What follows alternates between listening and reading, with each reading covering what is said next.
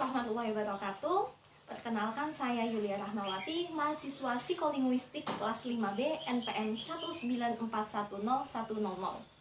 Pada kali ini saya akan menyampaikan materi psikolinguistik tentang pemerolehan bahasa. Menurut Musrifov, pemrosesan bahasa adalah proses penyusunan atau enkode dan penerimaan pesan, pengiriman serta pemahaman pesan. Dalam pemrosesan bahasa terdapat dua model, yaitu model German dan model Chomsky. Secara garis besar, pemrosesan bahasa terbagi menjadi dua, yaitu sistem produksi dan juga sistem persepsi.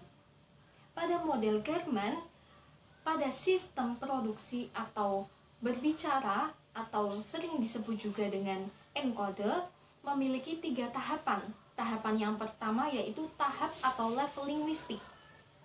Pada tahap ini, penutur akan menyampaikan atau menyusun pesan yang akan disampaikan kepada lawan tutur, yang kemudian akan melalui tahap yang kedua yaitu tahap psikologi. Pada tahap ini, penutur akan mengungkapkan pesan yang akan disampaikan kepada lawan tutur, yang kemudian dilakukan atau dilanjutkan pada tahap 3 yaitu level akustik atau menyampaikan bunyi pesan kepada lawan tutur. Kemudian ada sistem persepsi atau menyimak atau lebih disebut juga dekode. Dalam sistem ini terdapat 3 kode atau 3 tahapan. Tahapan yang pertama yaitu tahapan akustik. Pada tahapan ini, lawan tutur mendengarkan bunyi atau pesan yang disampaikan oleh penutur. Kemudian tahapan yang kedua adalah tahapan atau level psikologi. Pada tahapan ini, lawan tutur akan memberi pesan atau menanggapi pesan yang disampaikan oleh penutur kepada lawan tutur. Dan kemudian tahapan yang terakhir adalah level linguistik. Pada level linguistik ini, lawan tutur mulai menganalisis pesan yang disampaikan penutur kepada lawan tutur. Dalam penyampaian pesan yang dilakukan penutur kepada lawan tutur memiliki channel atau media. Channel atau media tersebut berupa suara yang disampaikan oleh penutur maupun lawan tutur. Encoder yang berada di dalam otak, akan keluar melalui organ tubuh seperti pita suara, mulut, dan sebagainya, yang kemudian akan disalurkan melalui channel suara yang kemudian diterima oleh telinga lawan tutur. Kemudian model yang kedua adalah model Chomsky. Pada sistem produksi atau berbicara atau sering disebut juga encoder memiliki 3 tahapan. Tahapan yang pertama yaitu tahapan semantik. Pada tahapan semantik, penutur akan merumuskan makna yang akan disampaikan kepada lawan tutur. Kemudian lanjut ke tahap kedua yaitu tahap sintaksis. Pada tahap ini, penutur akan menyusun struktur frasa dan kalimat yang akan disampaikan kepada penutur agar dapat diterima dengan mudah oleh lawan tutur. Dan sampai di tahap terakhir yaitu tahap atau level fonologi.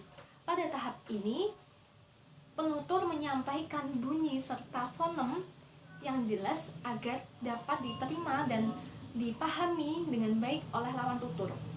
Kemudian pada model Chomsky, pada sistem persepsi atau menyimak atau sering disebut juga dengan dekode, memiliki 3 tahapan yang berbalik dengan tahapan produksi.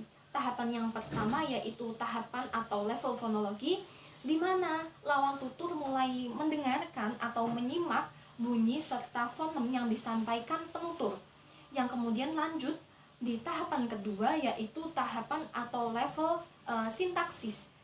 Di sini, di tahap ini, lawan tutur mulai merancang atau merumuskan atau menginterpretasi pesan yang disampaikan penutur melalui struktur frasa dan kalimat.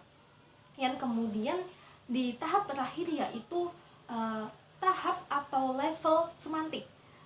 di mana lawan tutur mulai memahami pesan atau makna yang disampaikan oleh penutur kepada lawan tutur. Pada penyampaian pesan yang dilakukan atau yang disampaikan kepada penutur ke lawan tutur, tidak semuanya berhasil. Kadang memiliki ketidakserasian atau yang disebut juga dengan anomalous. Anomalous sendiri adalah ketidakserasian antara semantik dan sintaksis, yang artinya tidak dapat dijelaskan oleh makna. Contoh sederhananya adalah baling-baling melihat saya makan dia.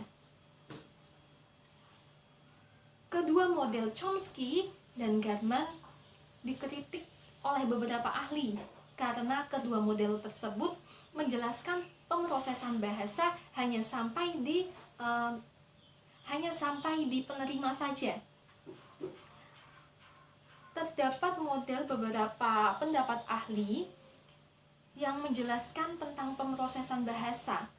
Model tersebut yaitu diantaranya adalah pada model Shannon, pemrosesan bahasa ini dimulai dari sumber yang kemudian akan dibentuk menjadi kode, yang kemudian akan disampaikan pesan melalui penerjemah atau decoder, yang kemudian akan diterima receiver, yang akan dilanjutkan kembali, akan berbalik kembali ke sumber kembali.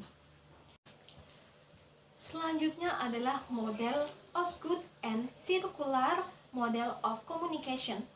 Pada model ini, pada tahapan pemrosesan bahasa diawali oleh tahap kode. Pada kali ini, penutur membuat kode yang akan disampaikan kepada lawan tutur, yang kemudian akan diterjemahkan atau interpreter, yang kemudian akan dilanjutkan decoder. Pesan tersebut akan disampaikan kepada lawan tutur yang tahapannya berbanding terbalik.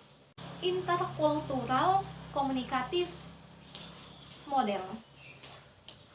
Pada tahap ini, kompetensi linguistik yaitu sama halnya dengan model atau tahapan model Chomsky, yaitu tahapan atau level semantik, sintaksis, dan juga fonologi. Tahapan selanjutnya yaitu adalah kompetensi ekstralinguistik.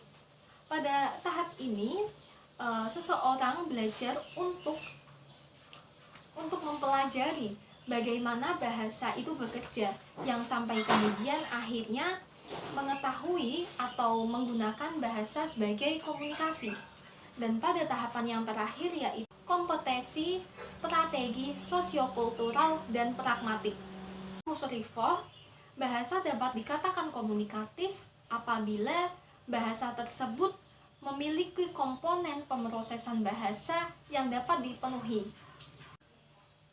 Itu saja yang dapat saya sampaikan materi psikolinguistik mengenai pemrosesan bahasa. Kurang lebihnya saya mohon maaf. Wassalamualaikum warahmatullahi wabarakatuh.